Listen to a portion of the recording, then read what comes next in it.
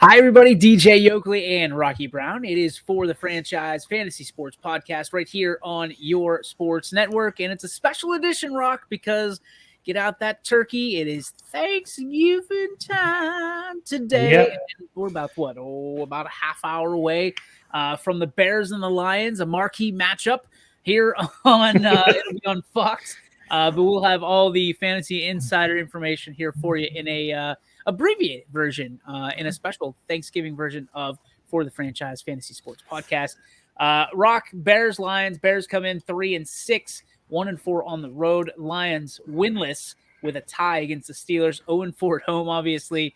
This one being played at Ford Field in Detroit, Michigan. Can somebody win this game, or does Detroit end up with another tie? I'm going to say it right now. I'll go on record. The Detroit Lions are going to win their first game of the season against the Chicago Bears. There's rumors that this is Matt Nagy's last game as the Bears head coach. I know the Bears kind of came out and tried to refute that. I think it's true. I think it's the last game for him. Andy Dalton starting. Justin Fields is out. And, I think everything's like leaning towards the Lions. Even with, Mr. Boyle at quarterback, I think it's still leaning towards a Lions victory. That guy stunk last week. He was bad. He was. You called it. You said stay away from the Lions if you can. Although it was a close game. Yeah, and you know what? Actually, now that I'm looking, it looks like Jared Goff is going to perhaps start tomorrow. He's questionable. Game time decision. Yeah, questionable. So, if Goff's in there, I like that pick a little bit more. But something's got to go right for the Lions on Thanksgiving, right? Oh, don't start with that. Out of this game, who you keeping your eye on? I know you've loved Swift in the last couple weeks.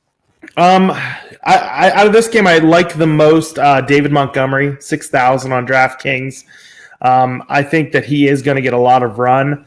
I don't have a lot of faith in Andy Dalton, even though he had that one good pass to Darnell Mooney last game.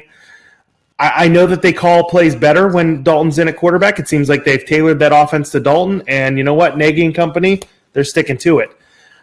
So I do have some interest in Mooney.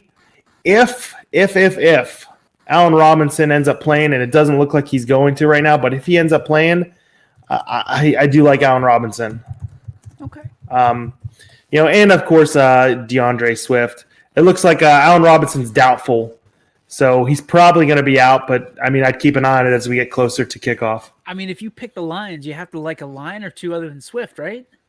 Swift Hawkinson. I like Hawkinson a lot on this. Yeah.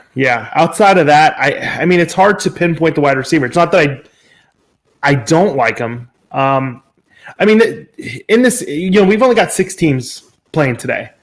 So you definitely are going to look for those cheaper options so you can fit in the Swifts and the Cowboys players. I think the Cowboys are going to be very popular today. The Bills.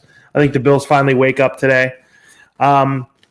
Really? So I think the Bills will wake up against the New Orleans missing Alvin Kamara. I think they'll wake up. Cheap options. Amon Ra St. Brown. Mm-hmm. I mess up all the time. Notre Dame, right? Yeah, Notre Dame guy. I like him to an extent. I like Khalif Raymond at 46. I don't think a lot of people are going to be on him, and he has the potential to maybe, break the slate. And Marquise Goodwin for the Bears. If Allen Robinson remains out, 3,800, that's a great value.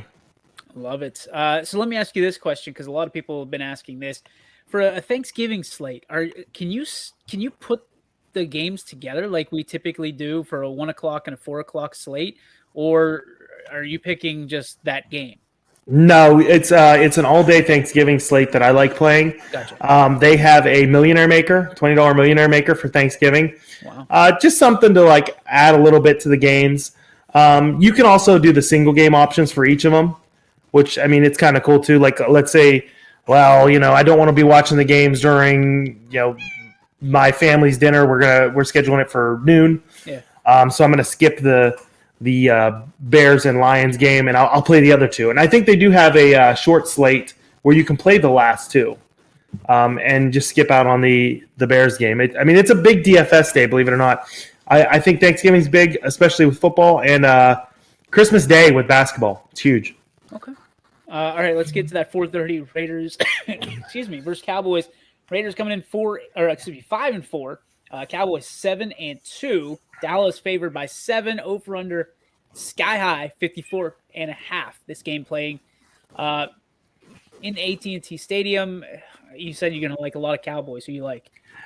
Did you hear that? That's a squeaky wheel, and it's Ezekiel Elliott.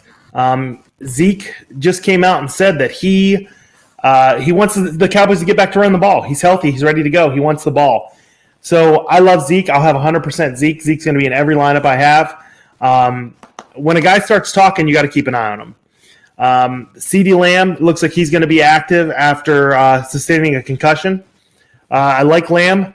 I don't think that that Cooper's going to be active today. No, I heard Cooper's out. Yeah, it looks like he's still out. So, I mean, I like that Zeke, CeeDee Lamb, Prescott stack. I mean, you can even I don't hate going maybe even 3 offensive pieces, Zeke, Lamb, and Schultz maybe. I think I'd like that over Gallup just because I think you want to kind of spread out the wide receivers a little bit more. So if I do a stack today, it's probably not going to be 2 wide receivers and a quarterback. I think I'm going to spread out the wide receivers. Las Vegas has been pushing Derek Carr. All the Las Vegas fans have been pushing Derek Carr right out the door. They don't want anything to do with this guy. Do you think that they'll give him an opportunity to succeed just so he's a trade chip down the road? I think they're trying to give him an opportunity to succeed right now. He is not getting Waller the ball. That's, I think, the most concerning thing about Las Vegas right now. Waller's a guy that I think every Sunday we're going, hey, Ruggs is gone now. Waller might be the guy, and he's not having that explosion yet. Yeah. I'll probably go back to the well on him again for Thanksgiving. I think he on Waller or Carr? Waller. It's Waller or Schultz. I really feel like if you're going to pay up at tight end, and I think maybe this is the week you should. It's just he had a better game against Cincy. He went 8 targets, 7 receptions, 116 yards. So he finally went over that 100-yard mark, but no touchdowns. So I think he's due for a touchdown too. I'll probably have Waller most places. So I do like him. Hunter Renfrow at 56, another guy that's in that mid-range option, still cheap enough where you can fit him in. Cedric Wilson might be a cheap option that I don't necessarily love, but a cheap option on the Cowboys if you want to get Cowboys exposure. Maybe you want to stack the Buffalo and New Orleans game just to get something on the Cowboys, because I think the Cowboys are going to be one of the highest scoring teams this Thanksgiving. And Bryan Edwards, I know we said last week, Bryan Edwards, he didn't get involved, 3,900. Eventually, he's got to get the ball if the Raiders want to compete. And the Cowboys, they are susceptible to the pass. So let's not forget that moving forward. So, I think you can plug in some of those wide receiving options, Waller, Renfrow, Bryan Edwards today. And again, don't forget that the Cowboys and the Raiders over-under set at 54.5. I'm going to bang the over on that one. I think this is going to be the big-time scoring game of the day. We say that, and then we move on to the 8:20 game on NBC. Bills and Saints. The Saints have been winners on Thanksgiving Day, if I'm not mistaken, the last 2 or 3 years. So they're starting some traditions, and it's going to be played in the Superdome. The Bills, God love them, you don't know what to expect from week to week, but you think they're going to get back on track this week and have some high protein players, so to speak? Yeah, I think they will. Alvin Kamara means so much to that New Orleans offense, and him missing, it just hurts. Mark Ingram has been doing an admirable job, but he's just not Alvin Kamara. And his price is starting to rise. It's $6,200 this week. That's going to make it really hard for me to get him in. I think that's almost prohibitive if you play Zeke at $8,000. The Bills got some great options though. They're not super expensive. Like I would expect them this week to be around the price of, like a Kansas City stack, but you can easily fit in Josh Allen at 7,800, Stephon Diggs at 7,900, and Cole Beasley at 4,500. That's a nice little stack. Even if you want to go Emmanuel Sanders, 4,800. So yeah, that's pretty nice. Call me crazy. Nice Josh Allen is the quarterback to play on this Thursday. I think it's either him or Dak. I don't hate it though. You love Dak. I love Dak. Today I love Dak. It's the Raiders. Right now we see that the Raiders are really affected by everything going on. They've kind of lost their heart, it seems.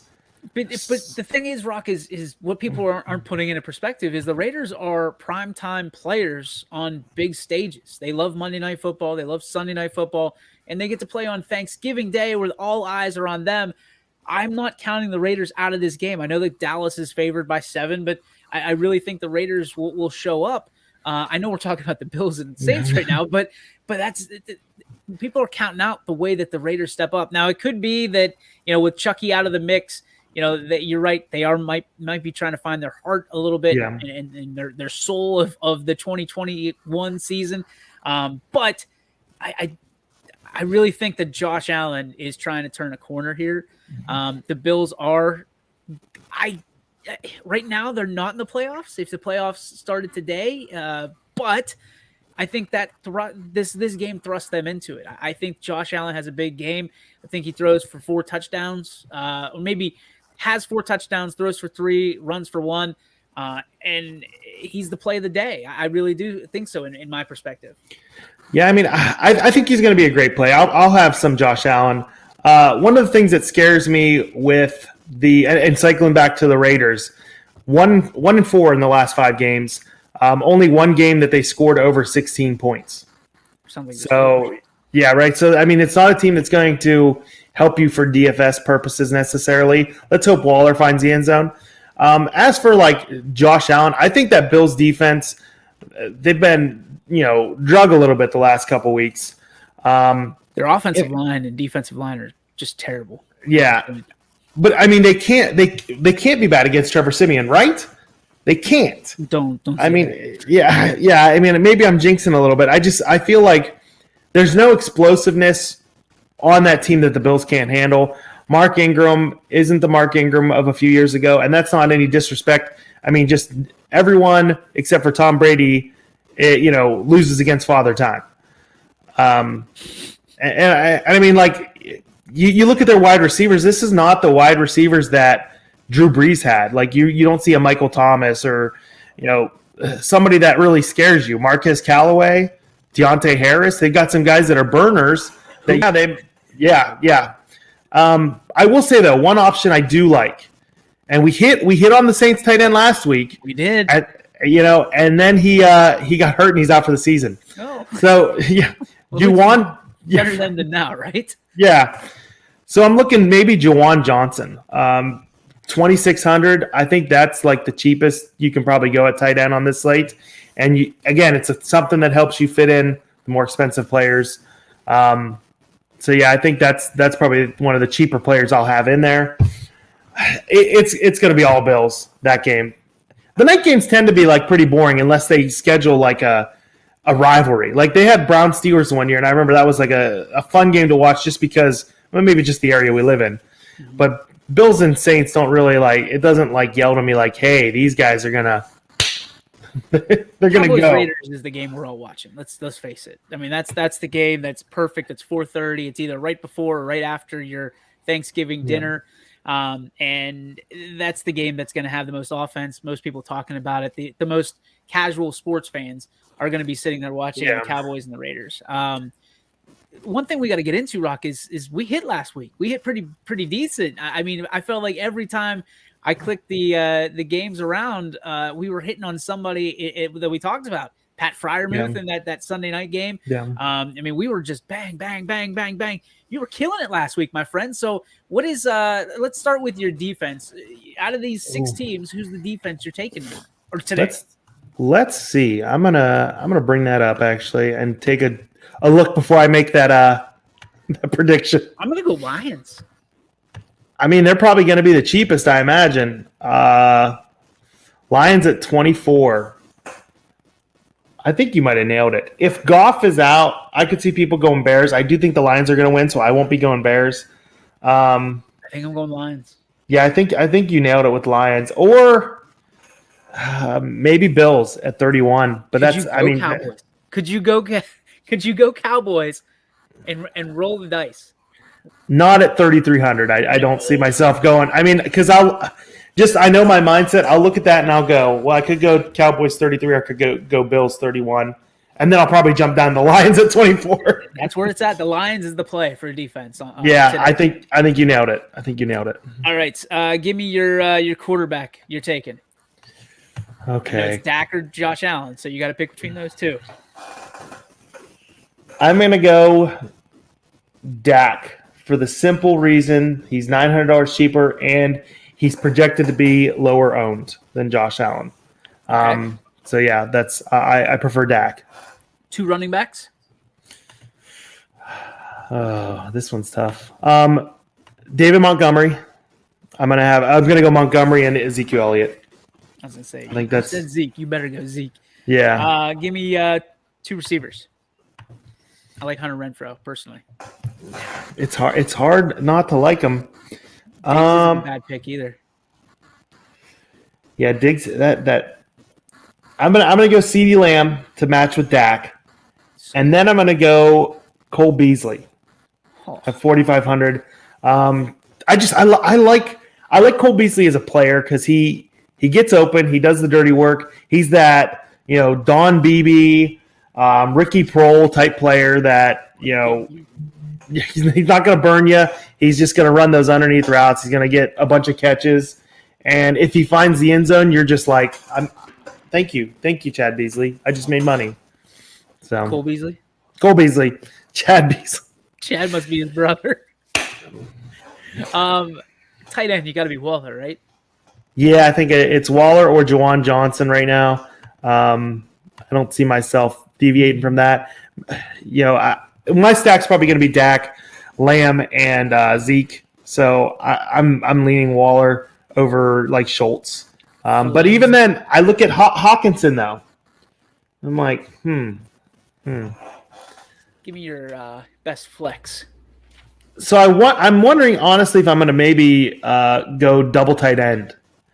Wow. Because I think it's going to be different, and that's just for like large field tournaments. I'm probably going to get double tight end, just to be like differential. Contrarian. Yeah, contrarian type of guy. But if I'm sure I'll do like a single entry. If I'm doing a single entry, I'm looking elsewhere. I'm looking at a guy that I think is going to like explode the slate. Maybe a Hunter Renfrow there. I think that might be a good option. Maybe Darnell Mooney, especially with Allen Robinson out. It looks like Mooney might get some extra run. Okay. Well, we've done what we usually do, and being that it's Thanksgiving, Mr. Brown, I have to give you the full red carpet treatment, give you full screen, and I need you to tell me what you're thankful for on this. Oh my gosh. What am I thankful for? It's tough to put into words, everything in a condensed amount of time, but I'm really thankful that most of my family and friends have been able to stay healthy this year. There's been so much to worry about, and like it seems like everybody's kind of like, knock on wood, staying healthy. I'm thankful that my wife, we haven't had any like complications with the kids, any complications with my wife. Really thankful that my family's been able to be safe and, celebrating another Thanksgiving. None of these are guaranteed. So like, just be thankful that you get another one, so. I love it, man. We are thankful for you each and every week, and twice this week. We are blessed with your presence. So Rocky Brown, as always, we thank you for your great insight and hopefully making us a couple dollars here and being a little bit more thankful on Thanksgiving. That's Rocky. I'm DJ. This has been the For the Franchise Fantasy Sports Podcast here on your sports network.